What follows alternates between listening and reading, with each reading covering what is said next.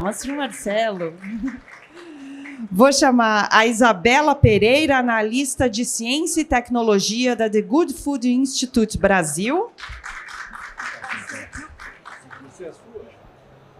Por favor, podem se sentar.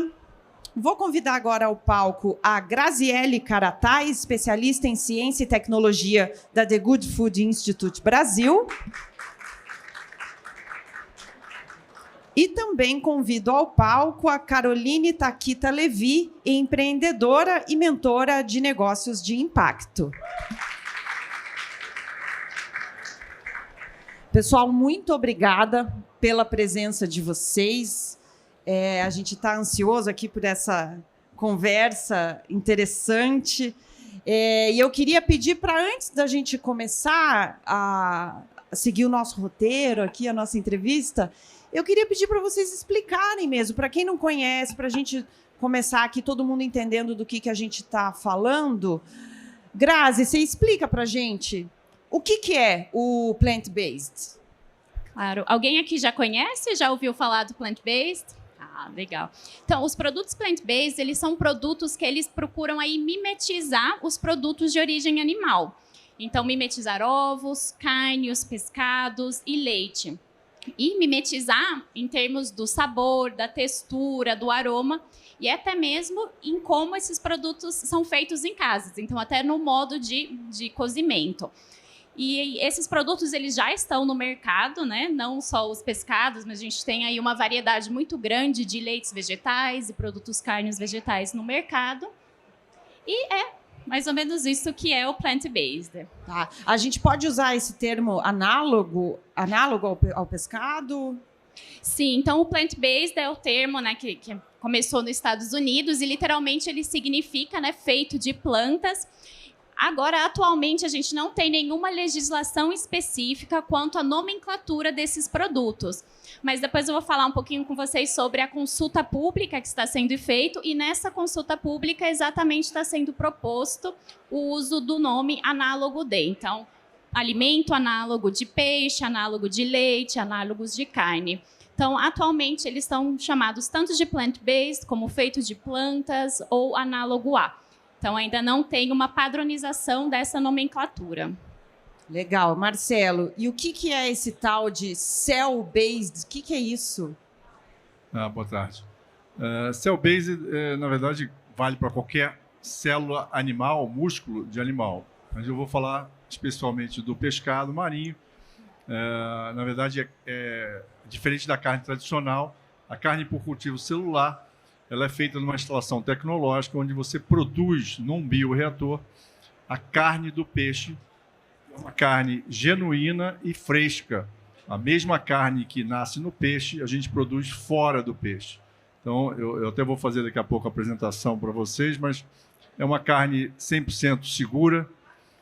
No caso de peixe, não tem espinha, não tem parasita, 100% saudável, não tem nenhum metal pesado, substância orgânica persistente, ou qualquer substância tóxica, e você sabe exatamente qual é a espécie que você está comendo. Então, acho que tem essas vantagens aí do cell-based.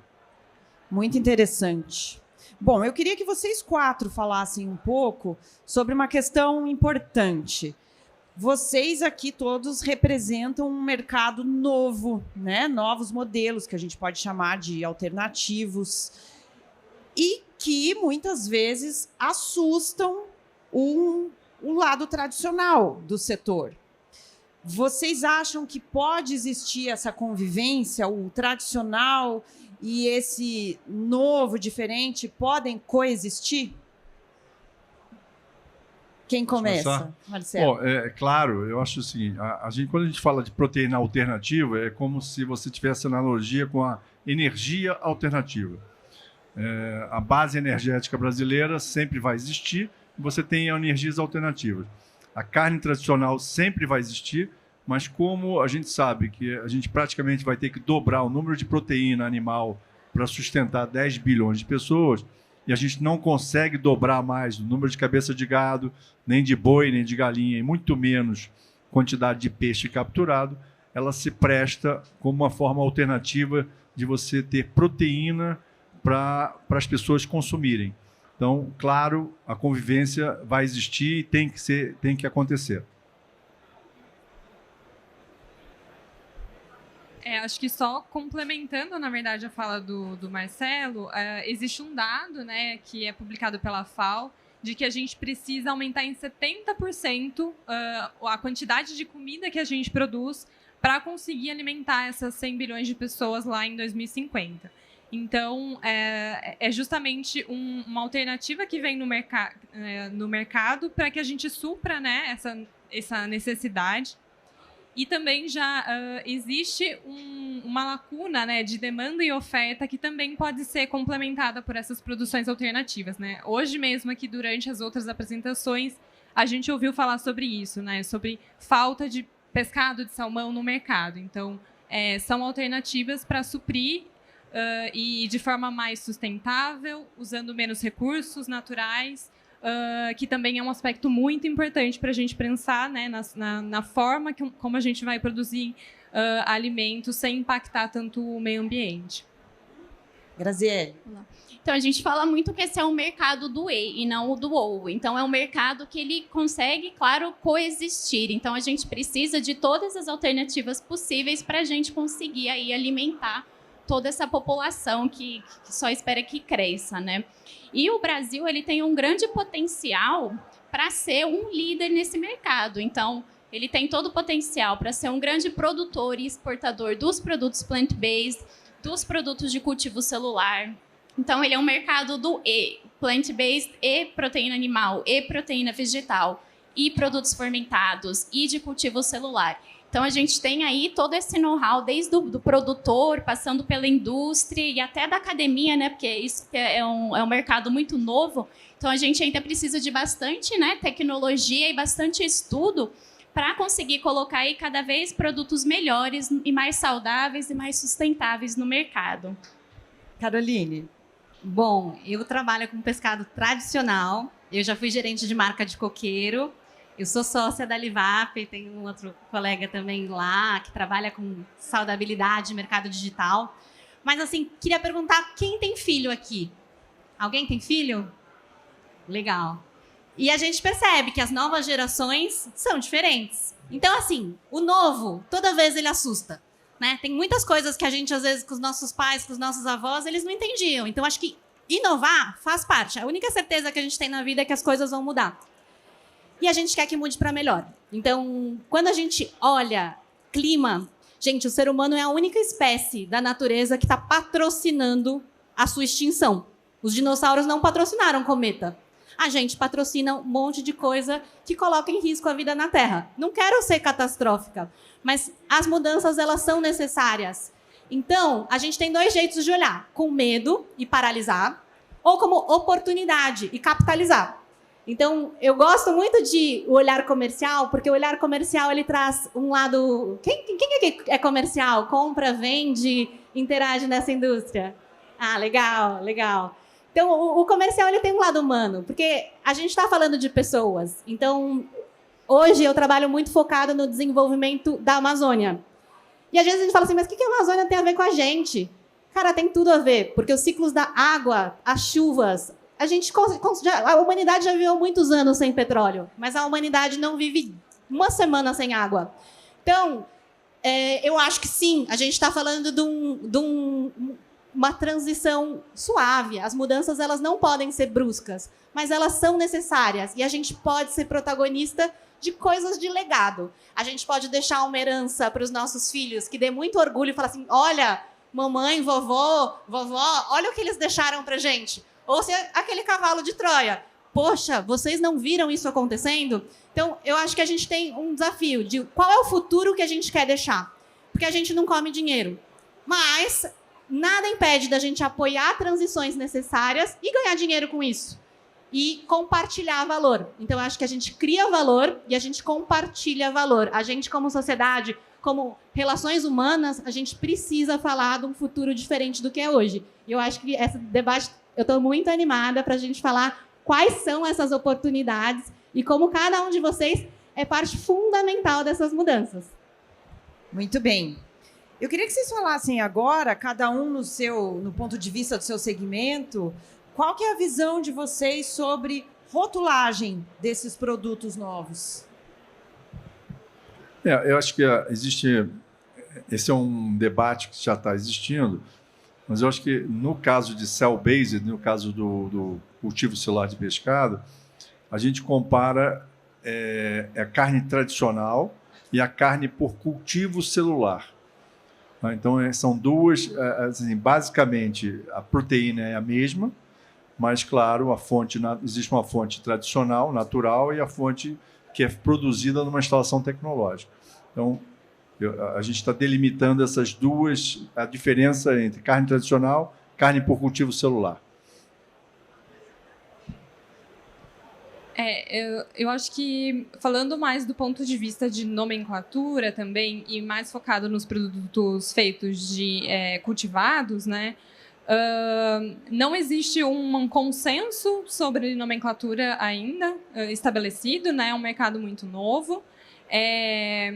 Na FAO e OMS, quando eles fizeram estudos, né, para saber qual seria a melhor nomenclatura que comunicaria de forma correta o que é o produto, como ele é feito e qual é a diferença dele em relação ao tradicional, foi estabelecido o termo cell-based. Aqui no Brasil, a gente fez um estudo no GFI também sobre nomenclatura, para saber do consumidor o que ele entende que, de fato, caracteriza melhor o produto e diferencia esse produto da produção tradicional. E a gente chegou no resultado de carne cultivada. Então, seria pescado cultivado o termo que descreveria melhor, né, e passaria para o consumidor, de fato, a informação correta e ele conseguiria identificar qual é a diferença daquele produto para um produto tradicional.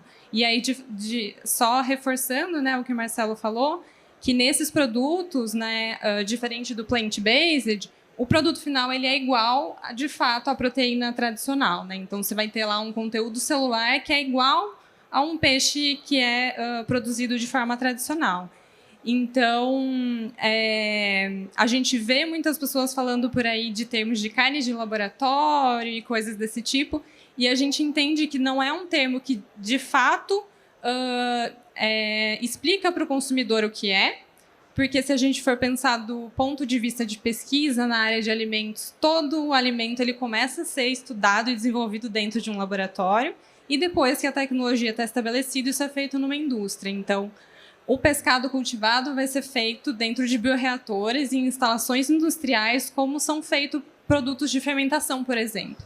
Então, é importante que a gente comunique isso de forma correta para também não causar medos, né, de fobias de novas tecnologias e tudo mais. Então, é bem importante que a gente diferencie e passe de forma clara, né, para o consumidor o que de fato é o produto e quais são as diferenças. Posso?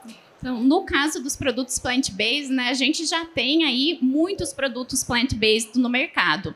E atualmente não existe uma legislação específica para a rotulagem dos produtos plant-based. Porque a indústria está sempre na frente de tudo, né? Então, primeiro a gente tem já os produtos no mercado e agora que está surgindo essa questão no âmbito regulatório. Já, né, tendo em vista isso, a gente, esse ano, já teve uma movimentação do MAPA, que é o Ministério da Agricultura, Pecuária e Abastecimento, que visa aí justamente endereçar essa questão da rotulagem. Então, foi lançada uma chamada pública, na qual todos os interessados, pesquisadores, indústrias, podiam, né, se manifestar com relação ao que está nessa instrução normativa. E, atualmente, da forma como o que está sendo proposto é que esses produtos que atualmente estão sendo chamados de plant-based, ele passe a ser chamado de análogo vegetal, seguindo aí da descrição de venda. Então, por exemplo, o que o MAPA está propondo é que o produto seja chamado de análogo vegetal a carne, análogo vegetal a leite, análogo vegetal a ovos. Mas isso, como eu disse, ainda está sendo discutido. Então, foi aberta essa chamada pública, todos os interessados puderam fornecer os seus comentários com embasamento científico do porquê concorda, não concorda. E a movimentação agora é que o MAPA está aí compilando toda essa discussão e já no ano que vem eles vão ter aí audiências públicas para cada um que se manifestou com relação a essa nomenclatura, essa rotulagem, possam aí dar mais detalhe e embasamento. Então, já nos próximos, ali, no ano que vem, a gente já vai ter uma definição, provavelmente a gente vai ter regras específicas para a rotulagem e para a nomenclatura desses produtos, e esse foi o primeiro passo, né, no âmbito regulatório. Então, como que esses produtos vão ser chamados? E daí vai entrar, né, a Anvisa, ela já colocou na agenda regulatória também o PIC, né, o famoso PIC, o Padrão de Identidade e Qualidade. Então, nesses próximos 2 anos, a gente já vai ver no âmbito regulatório qual a melhor maneira de chamar esses produtos. Se não houver modificação no que está sendo proposto, vai ser permitido, então, usar esses termos de análogos de leite e análogos de carne. Então...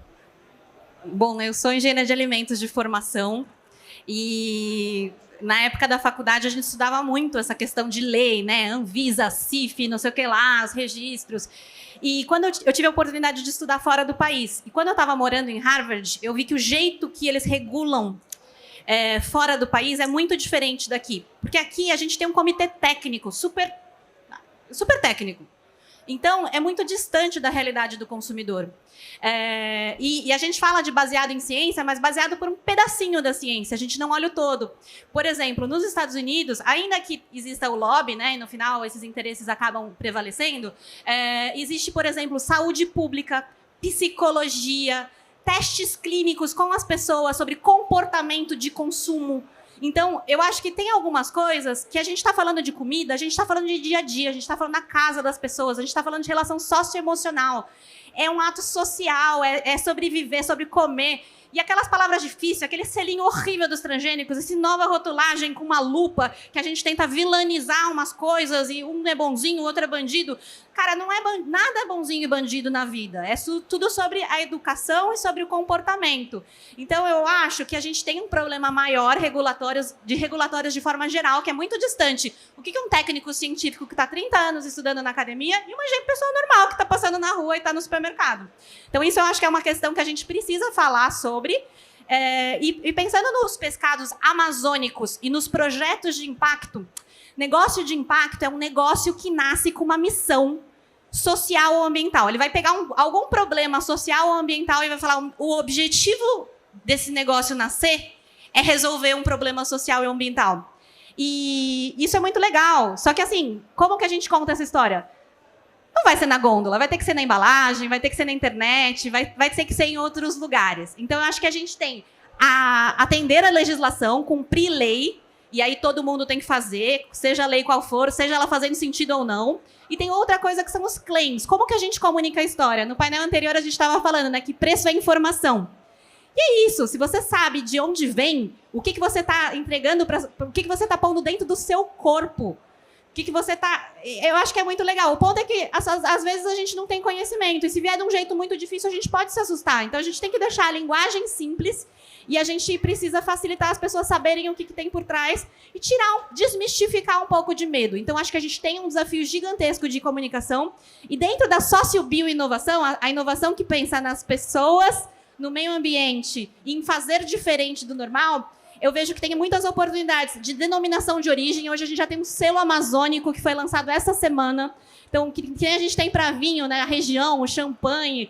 A gente pode falar de denominação de origem, pode criar um mercado de premium.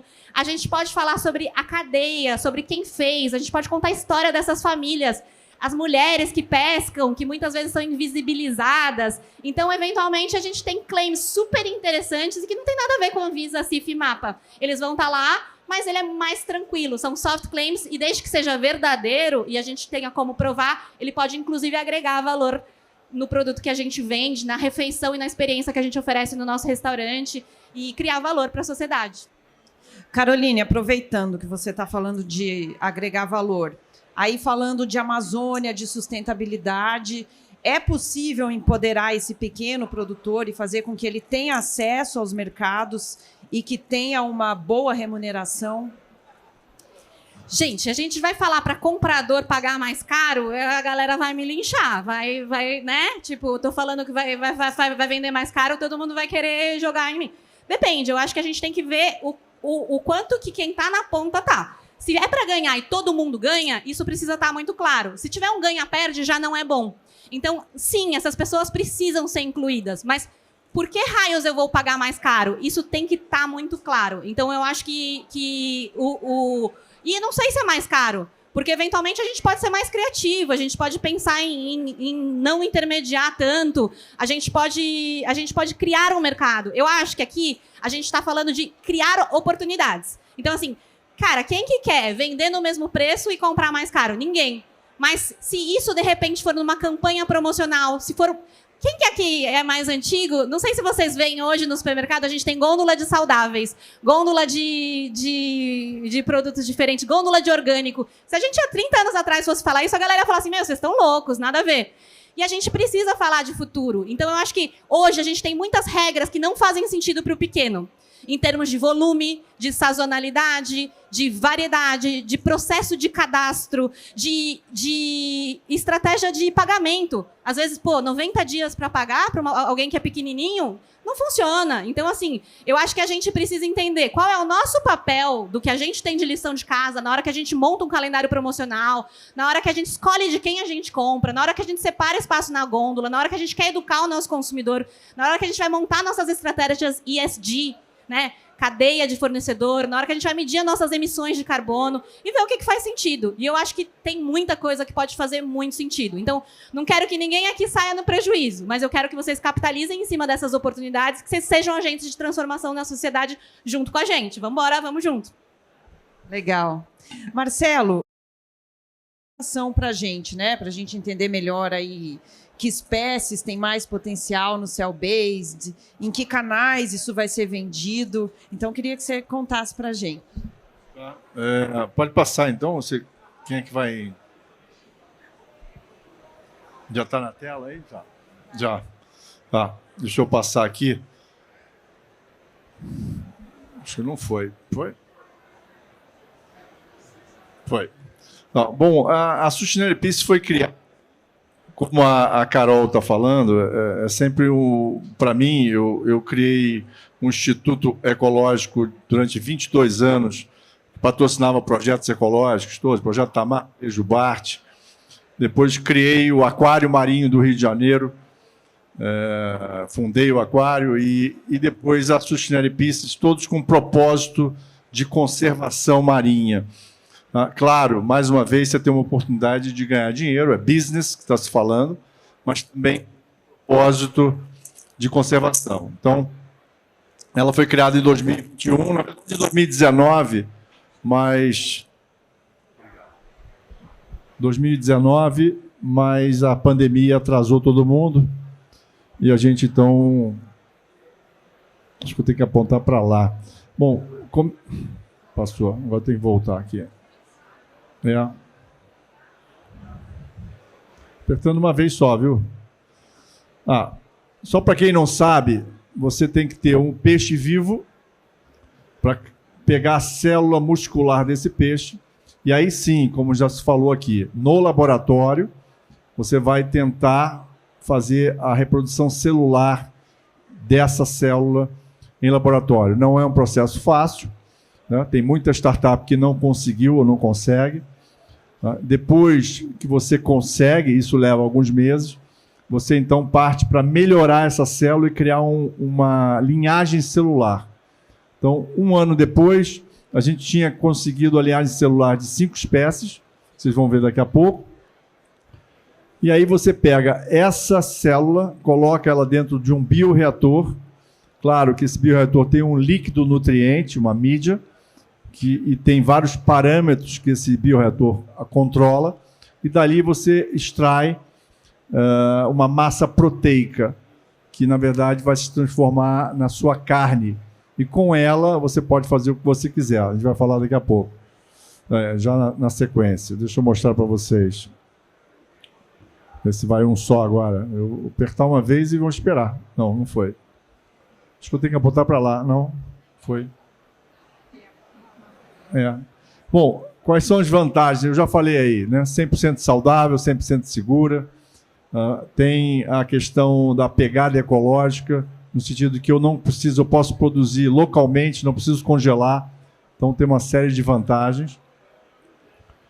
E tem também a questão, toda pesca e piscicultura precisa... ótimo. Precisa ter o que a gente chama de balanceamento de carcaça. Ou seja, depois que eu tirei o filé, eu preciso vender o resto. Tem toda a cabeça, vértebra, órgãos, rabo, e a gente, na maioria das vezes, não consegue, isso gera muito resíduo. Então, o cultivo celular não produz nenhum resíduo desse, não produz espinha, então a gente não gera nenhum resíduo, você produz somente a carne. Pode passar, por favor.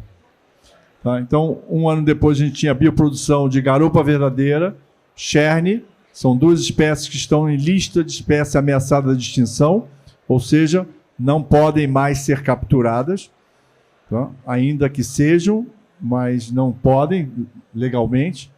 Então, na hora que você tem a possibilidade de produzir carne dessas espécies que estão extremamente ameaçadas, você faz com que haja uma diminuição na necessidade de captura e, com isso, você está fazendo conservação marinha.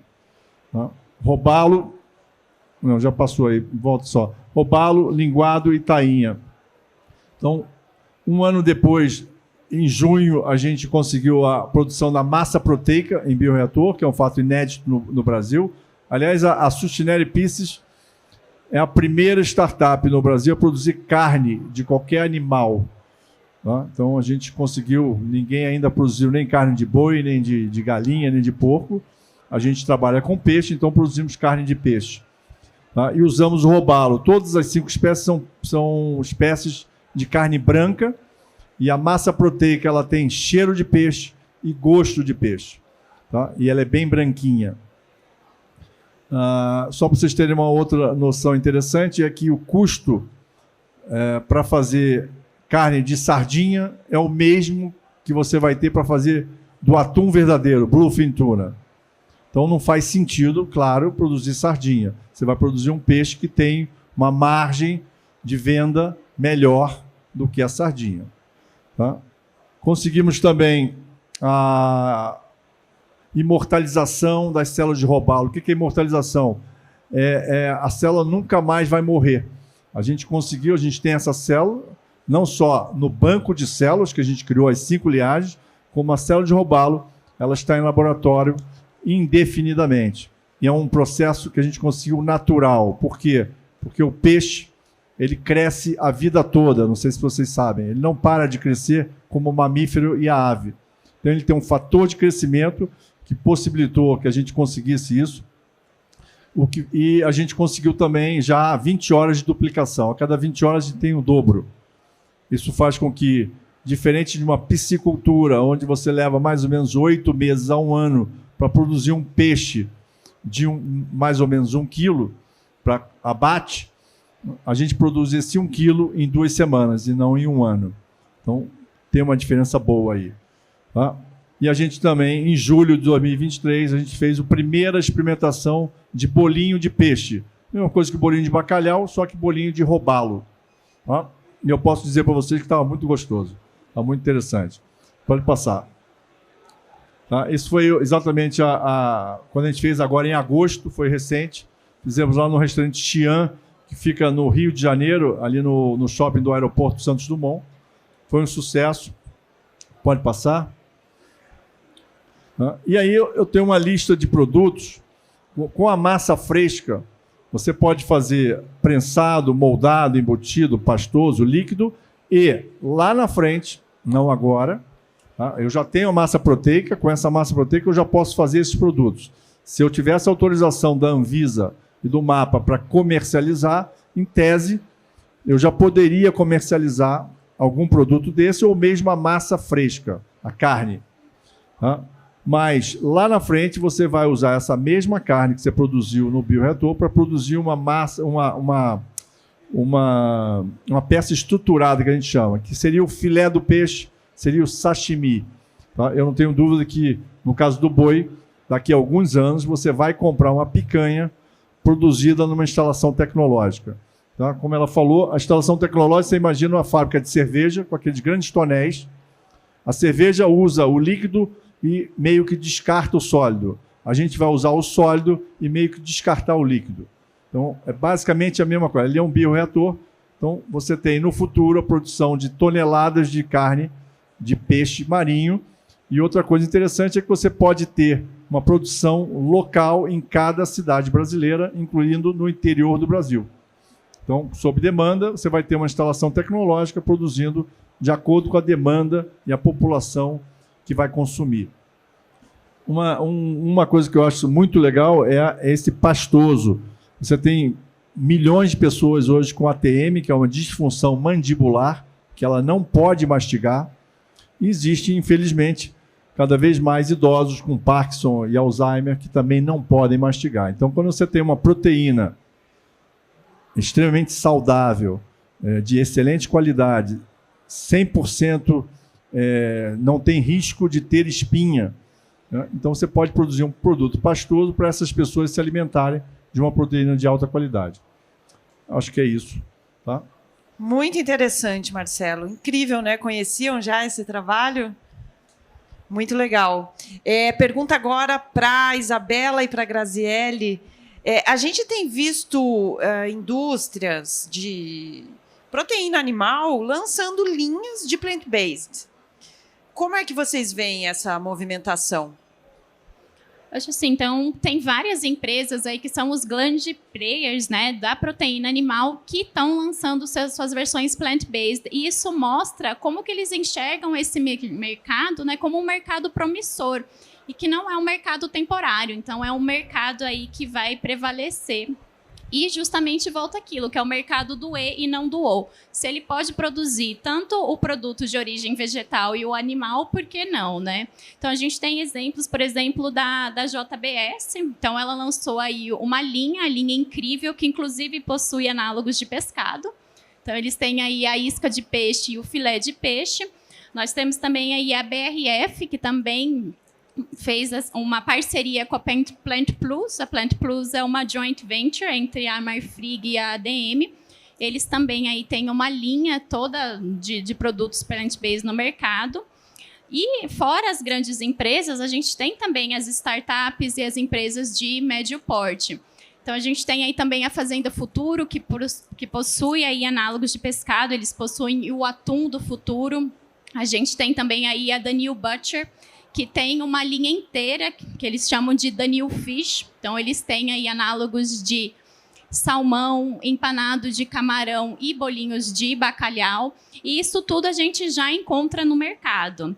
Então, eu acho que essas grandes empresas é justamente isso. Elas enxergam o potencial que tem esse mercado e como podem coexistir, como há espaço para todos aí para estar no mercado. Quer complementar, Isabela? Acho que eu vou complementar, na verdade, não falando do plant-based, mas do cultivado. As duas grandes brasileiras, JBS e BRF, também investiram nesse ramo, né, de produto cultivado. Claro que o foco principal carne que não é de pescado, mas a gente também entende que é super importante porque isso estimula o desenvolvimento de toda a cadeia que é necessária para abastecer essa nova tecnologia, né, que tá sendo construída. Então, desde desenvolvimento de equipamentos, bioreatores específicos para esse cultivo celular, que é um dos desafios dessa tecnologia, mas também estabelecer cadeias de suprimentos de ingredientes, meios de cultivo. Então, é bem interessante e importante ter esses grandes players investindo nesse mercado, justamente para que toda a cadeia se desenvolva, né? E aí isso beneficia não só as grandes, mas também as startups e desenvolve o setor como um todo.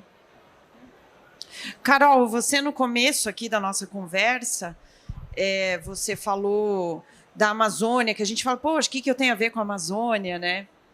O que você acha que aqui no setor do pescado, sejam produtores, sejam varejistas, food service, o que você acha que cada um pode fazer para ser um agente de transformação a favor da Amazônia? O que é possível de se fazer? Bom, primeiramente, dá para ouvir? Tá.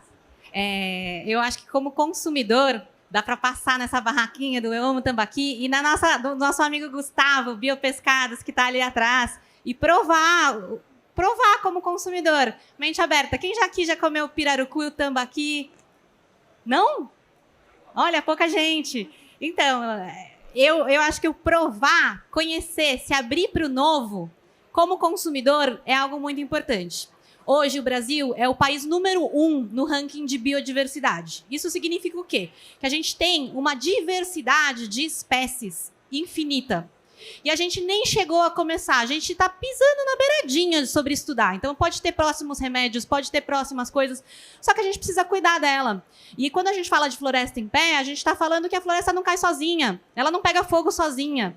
Então, é muito difícil no Brasil da gente falar do ambiental separado do social, porque o nosso país é um dos países com maior desigualdade social. Então, para manter floresta em pé, a gente tem que olhar para as pessoas. E para olhar para as pessoas, a gente tem que olhar para a renda e para a vida delas. Uma mãe com um filho doente vai fazer qualquer coisa para salvar seu filho. E eu acho que a gente, olhando as pessoas e tendo essa empatia com quais são as decisões que a gente faz, a gente consegue pensar num futuro diferente. Então, acho que se abrir para a biodiversidade, se abrir para o novo, é algo que todo mundo pode fazer. E eu acho que dentro dessas decisões de quem a gente compra, como a gente negocia e no que a gente, como negócio, pode contribuir para uma cadeia mais equilibrada e mais justa, que pense nas pessoas, que pense no impacto, que transmita esses valores para o consumidor também. Eu acho que o educar a ponta e fazer a cadeia de prosperidade dar certo, sabe? A gente ganha, o consumidor ganha, o fornecedor ganha, todo mundo ganha. Tipo, não tem a fórmula mágica, mas eu acho que a gente tem que usar nosso melhor de criatividade para fazer essa cadeia funcionar. Então, eu tenho certeza que todos vocês aqui têm um excelente coração. É lógico que a gente não está treinado para olhar coração junto com o negócio. A gente fala, não, coração é aqui, negócio é ali. Não, gente, mas está junto. E não é por coração, é por sobrevivência. Então, eu acho que a gente tem que mudar o jeito que a gente faz, o jeito que a gente cadastra, o jeito que a gente compra, o jeito que a gente se abre para o novo e que a gente dá chance para as coisas funcionarem. O que eu mais escuto é, poxa, aqui não se aplica, aqui é difícil. Mas, gente, a gente não vai patrocinar o nosso Meteoro, né? Vamos mudar o jeito que a gente faz negócio e vamos ser criativos. Eu acho que, por exemplo, nossos colegas que estão desenvolvendo novas tecnologias, é maravilhoso, a gente precisa de tecnologia. Agora, como é que a gente cria um modelo de negócio inclusivo em que a gente não pode falar de pessoas passando fome enquanto a gente não tem um problema de abastecimento de comida ainda. Hoje a gente produz o suficiente para todo mundo comer, mas tem pessoas que passam fome e tem pessoas que têm insegurança alimentar, que elas não conseguem ter uma nutrição boa com isso. Por quê? Porque isso não é um problema na agenda de ninguém. Então, se a gente não é parte, né, da solução, a gente é parte do problema. E eu acho que a gente tem muitos privilégios. A gente está numa feira incrível, a gente tem comida e bebida de graça hoje, de excelente qualidade. A gente tem nossos privilégios, né? E a nossa responsabilidade é do tamanho dos privilégios que a gente tem. Então, eu acho que a gente tem uma obrigação de repensar, é lógico, para fazer negócio. E a gente tem esse papel de criar as oportunidades. Nosso amigo Julian, lá, empreendedor, ele está olhando umas oportunidades. Tem um monte de gente criando oportunidades. Onde a gente vê problema, tem alguém ganhando dinheiro. Então, problemas reais demandam empreendedores legais. E a gente tem que falar de pessoas e tem que falar de meio ambiente para ontem. A gente está atrasado nisso. Muito bom. Eu queria abrir para a participação de vocês. A gente quer ouvir vocês. Alguém tem alguma pergunta, uma curiosidade? Pode levantar a mão. Aqui a gente vai levar um microfone para você, para todo mundo ouvir a sua pergunta.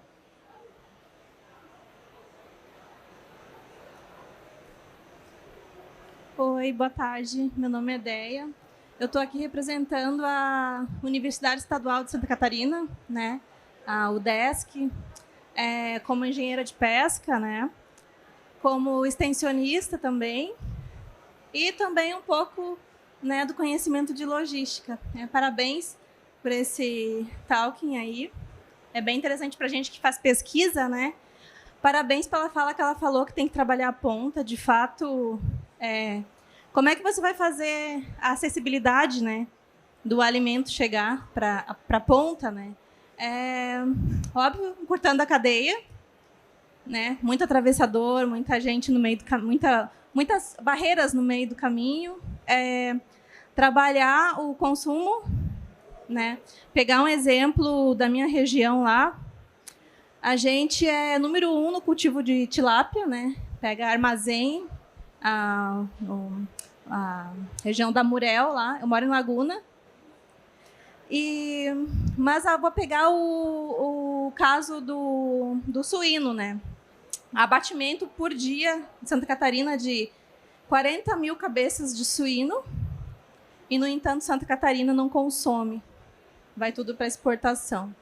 E a gente conhece que o suíno já é um produto conhecido, né? E a gente tem mais facilidade de consumir o suíno do que a grande maioria de pescado, né? Então, essa barreira, no caso, que a gente já tem com produtos conhecidos de origem animal, né? Trabalhar o Estado lá para o pessoal consumir o suíno está bem complicado, né? Então, são barreiras que precisam ser bastante trabalhado e eu acredito que é a ponta, né? Fazer esse incentivo, né, do consumidor, do comércio. E eu acho que é esse o caminho, sim. A aquicultura, né? Essa questão também das novas tecnologias. A EPAGRE lá faz um trabalho também bastante importante, né? Com a pesquisa, eu acho que a base de todo o debate tem que ser também levado em conta a questão da ciência, né? De tudo que pode ser embasado e tudo que pode ser desenvolvido, né? Sempre olhar para a ciência. É bom a indústria visar a produção, o consumo, o comércio, mas a gente também tem que prestar atenção na ciência e nas novas pesquisas que estão saindo, né? Eu acho que tem bastante pesquisas e outros produtos também. Como, por exemplo, eu estou fazendo um trabalho sobre cultivo de pepinos do mar, né? É um mercado multibilionário no mundo todo. Exportação, a Ásia toda tem interesse nesse produto. Então, também é um produto que a ciência trabalha para desenvolver. Eu acho que é isso, a ciência está aí para agregar, né, com esses produtos para o pescado celular. Nossa, que maravilha, né? Mas como fazer chegar no prato dessas pessoas, né? Esse tipo de produto. Quem quer comentar a colocação? Vou comentar a sua fala final. Existe um paradigma que vai ser quebrado em relação ao pescado. O pescado marinho, o preço do pescado é em função da disponibilidade na natureza, porque a gente está falando de pescado selvagem, que é capturado. Então, o atum, bluefin tuna, que é o peixe mais caro, ele é caro porque ele praticamente não tem mais, praticamente acabou. Quando você produz toneladas e toneladas de um pescado, e já está se trabalhando com atum verdadeiro, em tese, esse preço não faz sentido mais. Então, quebrou-se um paradigma. Então, eu acho que o consumo de peixe no Brasil ele pode aumentar com essa nova tecnologia, na medida em que você consiga tornar mais barato a carne de pescado marinho por cultivo celular. O peixe é uma coisa que todo mundo gosta, todo mundo gostaria de comer, mas a gente sabe que ela é bem mais caro do que o frango, do que o ovo ou outras proteínas. Na hora que você consegue produzir uma proteína de alta qualidade num preço competitivo, eu acho que o consumo de peixe aumenta. Sim. A Carol quer falar isso? Bom, Isabela também? Eu só ia comentar, na verdade, a parte da sua fala sobre ciência e sobre a importância, né, de investir em pesquisa para desenvolver a tecnologia de pescado celular. E trazer alguns pontos de que a gente realmente precisa do conhecimento das pessoas que trabalham com cultivo tradicional para desenvolver esses novos produtos. Então, a gente precisa de pessoas que entendam do que a gente chama de ciência da carne para avaliar, por exemplo, os produtos que a gente está produzindo para o cultivo celular. Para estruturar esses produtos lá no final, a gente precisa também dos profissionais que tenham conhecimento da cadeia tradicional. E também a gente pode levar conhecimento, né, dessa nova tecnologia para o produtor, né, para as pessoas que trabalham com o cultivo tradicional, pensando, por exemplo, em investigações de características genéticas, de desenvolvimento de cepa, de célula, né, de maior produtividade. Então, existem trocas que são necessárias e que beneficiam os dois lados, né? A gente conversando com pessoas startups, né, que estão trabalhando lá em Israel, Singapura, com carne cultivada, eles sempre apontam que precisam de conhecimento, de pessoas que tenham conhecimento, consciência da carne, e até olham para o Brasil esperando que isso venha da gente, porque a gente tem um conhecimento muito grande nessa área, né? Então, é bem importante que essas duas ciências coexistam e uma ajude a outra a se desenvolver também. Carol? Eu adorei a pergunta, que eu já fui marqueteira com muito orgulho, e existe toda uma ciência para a parte de marketing, comportamento e consumo. Então, o que eu enxergo? Que, por exemplo, existe uma dor que as pessoas não sabem preparar peixe. E assim, quando você vai para buscas do Google, tipo, peixe é muito mais procurado do que carne ou frango. Mas carne ou frango, a gente tem um consumo ok. Peixe, a gente consome metade do que o mundo consome em quilos. Então, mas por que as pessoas... Porque elas não sabem fazer. Então, a gente precisa ensinar elas a fazerem. Elas querem fazer, elas estão procurando. Então, como é que a gente leva conteúdo? Como é que a gente ensina elas? Como é que a gente facilita as dores delas? Mas a gente vai precisar olhar para elas com uma lente. Não sei, eu gosto muito de comer prato feito. Quantas vezes um prato feito alguém me oferece peixe? Por que o restaurante não oferece peixe? Porque ele tem medo que estrague? Mas assim, cara, dá para fazer um peixe que não estraga, dá para fazer um peixe ensopado. Peixe tem, sim, uma atividade de água maior. Não são todos os peixes... Mas assim, eu acho que é muito de desmistificar. Então, assim, a gente tem muitos mitos para tudo na vida. Então, a gente tem que olhar com atenção, montar um plano e seguir o plano. E funciona. Eu acho que esse é um diálogo contínuo. Então, eu iria na preparação, eu iria nas campanhas. Eu acho que, às vezes, é muito fácil falar, é preço, vamos baratear. Só que daí a gente destrói o valor em tudo. Daí a gente começa a espremer a cadeia inteira e aí não é sobre isso. Então, eu acho que a gente... o Gustavo tem uma costelinha de tambaqui.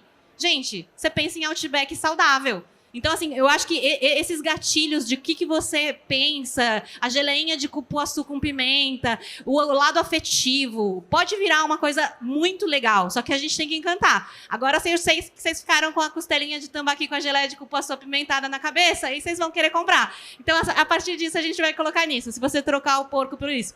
Todos eles têm isso. O que acontece? Que quem decide acha que o mundo todo pensa que nem ele. E acha que a sua ciência é certa e a dos outros não. E isso é um problema, inclusive na ciência. A gente tem saberes tradicionais indígenas riquíssimos. As pessoas olham cogumelos, falam qual que você vai morrer e qual que você não vai morrer. Tem uma professora que fala assim, todos os cogumelos são comestíveis, alguns só uma vez. Mas também tem uma questão de dose. Então, a gente precisa também tirar um pouco desse nariz em pé da ciência para falar, galera, tem seu papel, tem sua metodologia, tem muito valor, mas não é a única verdade. E tem muitos jeitos da gente fazer, e sozinho ninguém vai longe. Então, a gente precisa se dar as mãos, somar esses saberes, e aí a gente resolve o que a gente quiser. Então, acho que a gente precisa escolher um problema, escolher nossos coleguinhas, juntar um time bem diferente, bem diverso, falar de diversidade, equidade e inclusão, é ir no desconforto. Porque um vai saber uma coisa e o outro não. Então, a gente vai descobrir um monte de coisa que a gente não sabe. E tá tudo bem, é ótimo não saber e saber quem sabe. Então, acho que a gente tem que buscar ajuda, tem que pedir ajuda e tem que ir junto e se abrir para o novo. E eu acho que esse jeito de encantar, a gente não vai falar de crise convidando a galera para o incêndio. A gente vai convidar as pessoas para um lugar gostoso, um lugar legal. A mudança climática precisa ser um assunto ecossexy, precisa ser desejado. A gente tem que ser parte dessa mudança porque a gente quer, não porque alguém obrigou a gente. Então, eu acho que somar saberes e saber trabalhar com o diferente é uma das coisas que eu recomendo para qualquer coisa, não só para vender mais. Legal. A gente tem tempo para uma pergunta rapidinha. Então é minha. Tá aqui já. Você mesmo.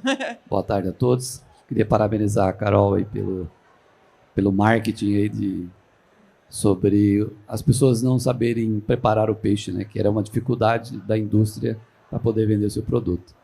Mas a pergunta que eu tenho é para o Marcelo sobre a carne moída. Sobre o dilema passado que não poderia vender a carne moída, não poderia ser trabalhado. E hoje, como que está a questão da carne moída do pescado, né, em detrimento aos produtos que você ofereceu, se ele se encaixa no CMS ou não pode ser vendido carne moída separadamente, como carne de pescado? Você pode comentar sobre isso? Olha, ainda não está regulamentado tudo isso, ainda é muito novo. Mas a ideia de comercialização, na verdade, eu vou falar o termo B2B, business to business, que eu pego a massa proteica, eu vou vender para uma indústria de ração, uma indústria alimentícia, não para o público direto. Para o público vai existir os outros produtos que eu vou fazer com essa massa proteica, com essa carne moída. Né? Então, eu acho que a carne moída, quando a gente fala de uma carne tradicional, tem toda uma questão de higiene. Quando eu vou fazer a carne moída, moer uma carne, eu tenho que ter higiene, então tem que ter um controle. No nosso caso, a carne ela já sai moída e o ambiente do bioreator é ascético. Ele tem que ser ascético. Se não tiver bactéria ali dentro, ele vai colonizar e vai ganhar da célula. Então, a carne moída que sai de lá é uma carne fresca, genuína e sem nenhuma bactéria naquele momento. Claro, depois que você tirar, evidentemente, ela vai ser contaminada no ambiente, como qualquer alimento que você abriu. Mas eu não vejo nenhum problema nesse sentido, como você falou.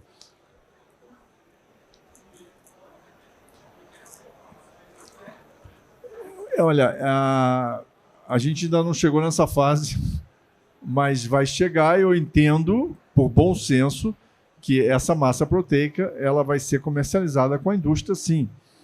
Eu vou vender para a indústria de alimentos, vou vender para... Você não vai encontrar carne moída no mercado, eu imagino que não, até poderia.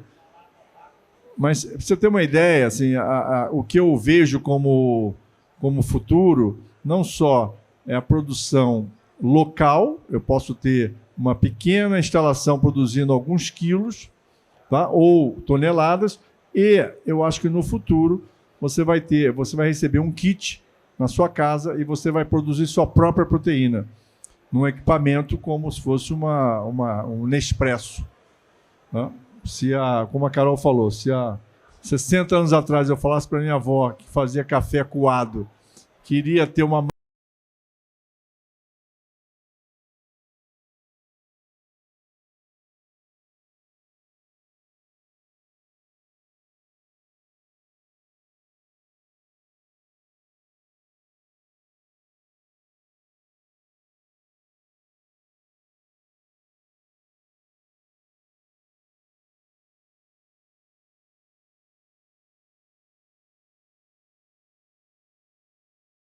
produzir o café, ela dizer que eu sou maluco. Então, acho que vai existir esse... Mas assim, é tudo muito novo, que nem eu posso te responder agora com certeza, porque a gente ainda não tem nem o início de uma autorização da Anvisa e depois, posteriormente, do MAPA. Né? Que, na verdade, quem autoriza a venda no final é o MAPA, né? Então, isso ainda vai ser uma questão ainda que vai ser trabalhada durante algum tempo. Mas o que eu tenho como bom senso é isso. Não sei se É complementar, Graziele, Isabela? Eu acho que eu vou complementar só com a informação dos produtos que a gente já tem no mercado, né? A gente só tem 4 produtos que são aprovados para comercialização, 2 deles em Singapura, da empresa que chama Good Meat, e são análogos de frango, né, cultivado. E a gente tem 2 produtos nos Estados Unidos que foram aprovados esse ano para comercialização também, e são também cultivados de frango, um da Upside Foods e outro da Good Meat também. E o que a gente tem, né, como é uma tecnologia extremamente nova, esses processos eles são extremamente customizáveis. Então, você pode entregar um ingrediente para produzir um produto final feito à base de células, mas também, por exemplo, existe uma empresa na Califórnia que entrega o produto final, que é um salmão cultivado, que é feito numa estrutura tridimensional de base vegetal e que entrega o corte mesmo do salmão inteiro. Então, existem diversas possibilidades de tipo de produto, de ingrediente, e cada startup, né, a gente tem acho que um pouco mais de 150 startups pelo mundo que estão atuando nessa área, mais ou menos 40, acho que de 46 para pescado cultivado no mundo. Mas ainda existe, né, a necessidade de regulamentar e de estabelecer todos esses parâmetros para a gente, de fato, ter uma noção melhor, né, do que serão esses produtos. Obrigada, Isabela. A gente encerra assim, então, esse painel interessantíssimo. Muito obrigada, Marcelo, Isabela, Gabriele, Caroline, pela participação de vocês. Palmas para os nossos convidados.